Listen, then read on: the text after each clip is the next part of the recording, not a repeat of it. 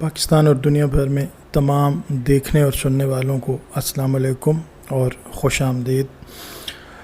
آج کی ویڈیو ان بچوں کے لیے ہے جو اردو میں بے حد کمزور ہیں اور اردو میں حروف تہجی سے بھی ناواقف ہیں، اور ان والدین کے لیے ہے جو اپنے بچوں کو حروف تہجی اور بیسکس سے خود سمجھانا چاہتے ہیں اور اس طرح سے سمجھانا چاہتے ہیں کہ انہیں حروف تہجی بہتر طور پہ یاد ہو جائیں اور ہمیشہ یاد رہیں، اور ان اساتذہ کے لیے بھی ہے جو اپنے بچوں کو اردو کروانا چاہتے ہیں، خواہ وہ چھوٹی کلاس میں ہیں یا بڑی کلاس میں ہیں، لیکن ابھی تک ان کی شناسائی حروف تہجی سے پوری طرح نہیں ہے۔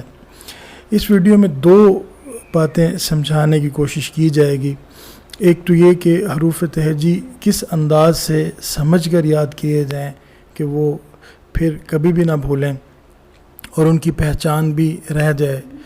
دوسرا جو ہے اس کا حصہ اس انداز کا ہے کہ وہ بچے جن کو حروف تہجی تو آتے ہیں لیکن وہ املا کی اغلاط ضرور کرتے ہیں، وہ کون سے ایسے لفظ ہیں جن میں املا کی غلطی ضرور ہو جاتی ہے اور ان میں کیا احتیاط کر کے بچے ان کی املا کی اغلاط سے بچ سکتے ہیں۔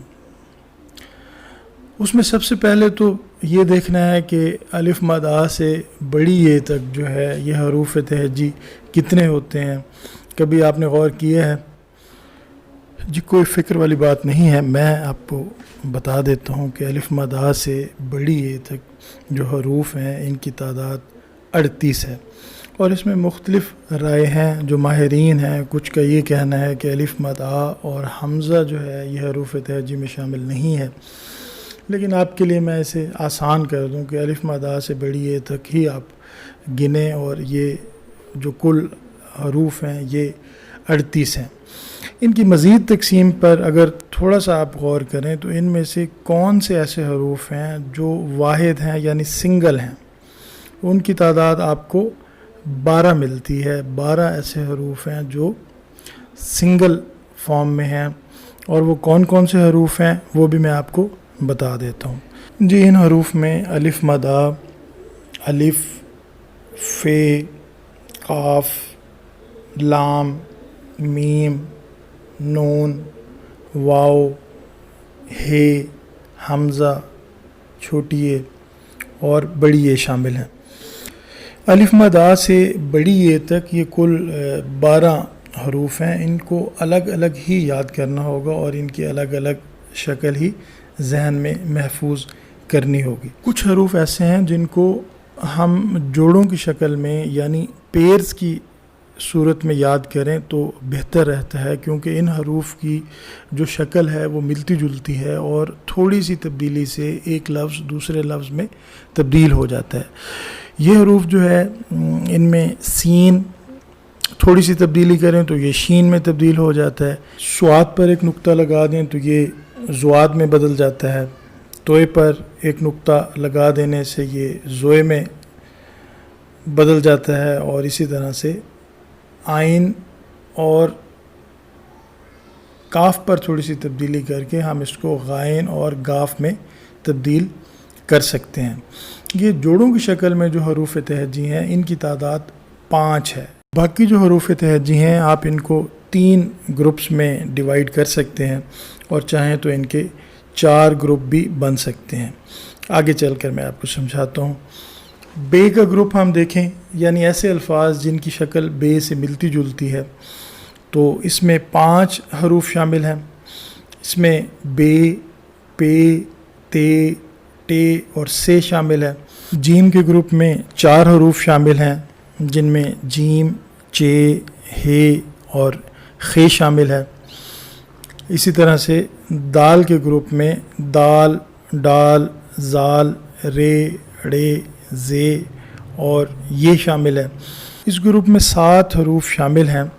اگر آپ چاہیں تو ان 7 حروف کو مزید 2 گروپس میں بانٹ سکتے ہیں، یعنی تقسیم کر سکتے ہیں، جس میں دال، ڈال اور زال الگ گروپ میں شامل ہو سکتے ہیں، اور اسی طرح سے رے، ڑے، زے اور یہ الگ گروپ میں شامل ہو سکتے ہیں۔ اب آپ غور کریں تو جن گروپس میں میں نے الف مد آ سے بڑی یہ تک کے جو 38 حروف ہیں ان کو تقسیم کیا ہے، اگر ان گروپس کو بچے سمجھ لیں اور ان کے والدین یا اساتذہ ان کو سمجھا دیں تو ان کے لیے حروف تہجی کو یاد کرنا بہت ہی آسان ہو جاتا ہے، اور اس طرح سے یاد کیے ہوئے حروف تہجی ان کو کبھی بھی نہیں بھولیں گے۔ اب ان حروف کی جانب بڑھتے ہیں جن میں املا کی غلطی کا بہت زیادہ امکان ہوتا ہے۔ ان حروف میں الف اور عین شامل ہیں۔ ان حروف میں عام طور پہ لکھتے ہوئے ضرور غلطی ہو جاتی ہے، اور تھوڑی سی توجہ کر لی جائے اس کو لکھتے ہوئے، خاص طور پہ شروع میں جب آپ بیسکس پہ کام کر رہے ہیں تو اس وقت آپ اپنے ٹیچر سے ہیلپ لے سکتے ہیں، ان سے پوچھ سکتے ہیں کہ یہ لفظ الف سے شروع ہوگا یا عین سے شروع ہوگا۔ اور اسی میں جو ہے سے اور سین اور صاد کی غلطی کا امکان ہوتا ہے۔ جب ان حروف کو استعمال کریں تو محتاط ہوں کہ یہ لفظ سین سے آنا ہے، مثال کے طور پر ثمر جو ہے وہ سے آنا ہے، سین سے آنا ہے یا صاد سے آنا ہے، اور اسی طرح سے لفظ جو صادق ہے وہ سین سے آنا ہے، صاد سے آنا ہے یا سے آنا ہے۔ یہ آپ کو تھوڑا سا اس پہ کام کرنا ہوگا۔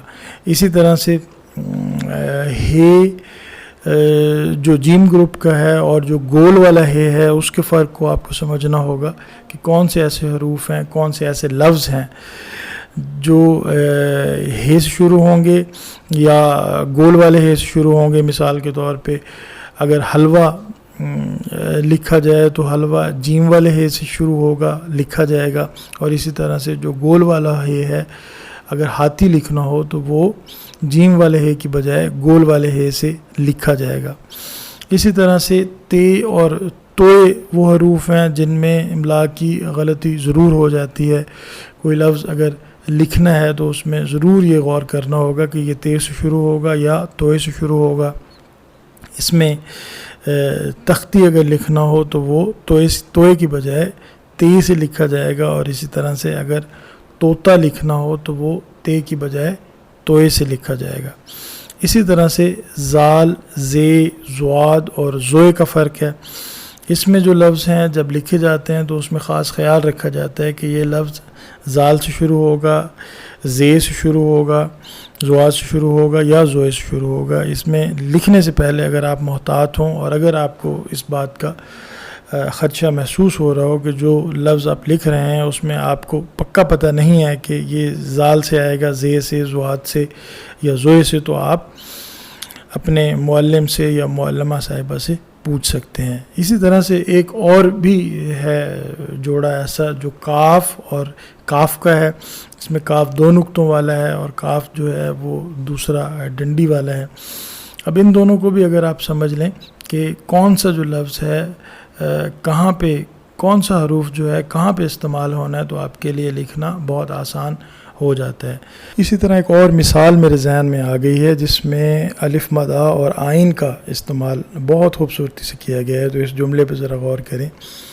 یہ عام نہیں ہے، یہ عام نہیں ہے۔ اگر آپ بچوں کو کلاس ورک میں یہ لکھنے کے لیے دیں تو بچوں کے لیے یہ لکھنا مشکل ہو جاتا ہے اگر وہ اردو میں کمزور ہوں تو۔